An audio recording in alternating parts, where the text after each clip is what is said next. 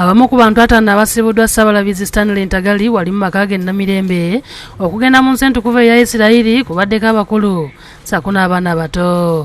You will never be the same. Amen. If you have been reading the Bible reluctantly, you will be inspired through your guide, through seeing the places. And people who go, when they are lukewarm, they come back when they are different.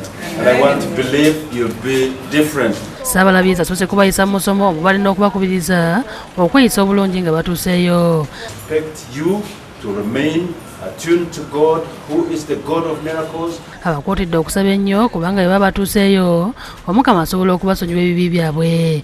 Abasabidde bw'atyo n'abawa omukisa okulaba nga Omukama batambuza bulungi. With you as you travel the Holy Land, remain with you, your families and friends, now and forever.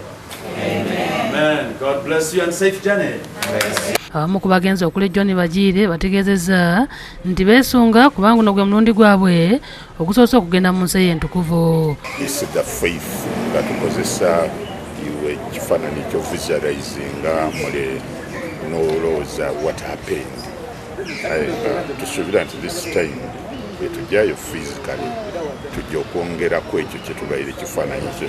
Akulembeddemu abantu bano Paulo Nahamya asabye abagenzi okubeera bagumiikiriza ku buli mutendera.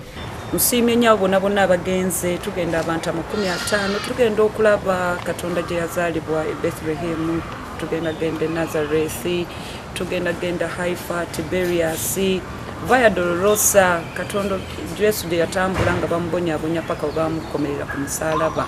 Luno olugendo luliwo okugumiza eddiini ne Bible.